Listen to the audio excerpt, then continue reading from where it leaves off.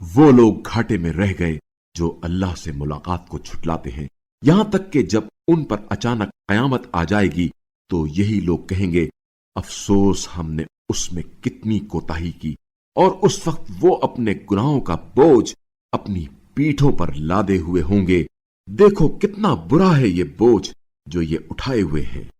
اور دنیا کی زندگی ایک کھیل اور تماشے کے سوا کچھ نہیں،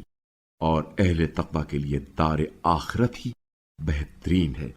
کیا تم عقل سے کام نہیں لیتے؟ ہمیں علم ہے کہ ان کی باتیں یقیناً آپ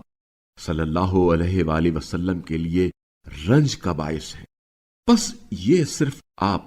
صلی اللہ علیہ وآلہ وسلم کی تکذیب نہیں کرتے، بلکہ یہ ظالم لوگ در حقیقت اللہ کی آیات کا انکار کرتے ہیں، اور باتحقیق آپ صلی اللہ علیہ وآلہ وسلم سے پہلے بھی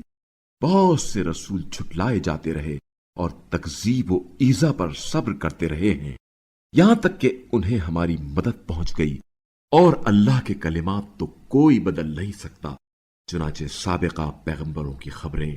آپ صلی اللہ علیہ وآلہ وسلم تک پہنچ چکی ہیں، اور ان لوگوں کی بے رخی اگر آپ صلی اللہ علیہ وآلہ وسلم پر گراں گزرتی ہے تو آپ سے ہو سکے تو زمین میں کوئی سرنگ یا آسمان میں کوئی سیڑھی تلاش کریں، پھر ان کے پاس کوئی نشانی لے کر آئیں، اور اگر اللہ چاہتا تو ان سب کو ہدایت پر جمع کر دیتا۔ پس آپ صلی اللہ علیہ وآلہ وسلم نادانوں میں سے ہرگز نہ ہوں۔ یقیناً مانتے وہی ہیں جو سنتے ہیں،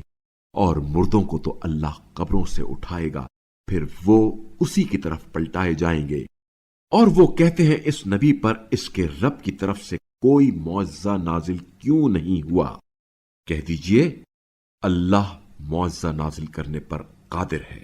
لیکن اکثر لوگ نہیں جانتے۔ اور زمین پر چلنے والے تمام جانور اور ہوا میں اپنے دو پروں سے اڑنے والے سارے پرندے بس تمہاری طرح کی امتیں ہیں۔ ہم نے اس کتاب میں کسی چیز کی کمی نہیں چھوڑی، پھر سب اپنے رب کی طرف جمع کیے جائیں گے، اور جو لوگ ہماری آیات کو جھٹلاتے ہیں وہ بہرے اور گونگے ہیں جو تاریکیوں میں پڑے ہوئے ہیں۔ اللہ جسے چاہتا ہے گمراہ کرتا ہے، اور جسے چاہتا ہے سیدھے راستے پر لگا دیتا ہے۔ کہہ دیجئے یہ تو بتاؤ کہ اگر تم پر اللہ کا عذاب آ جائے یا قیامت آ جائے تو کیا تم اس وقت اللہ کے سوا کسی اور کو پکارو گے؟ بتاؤ اگر تم سچے ہو۔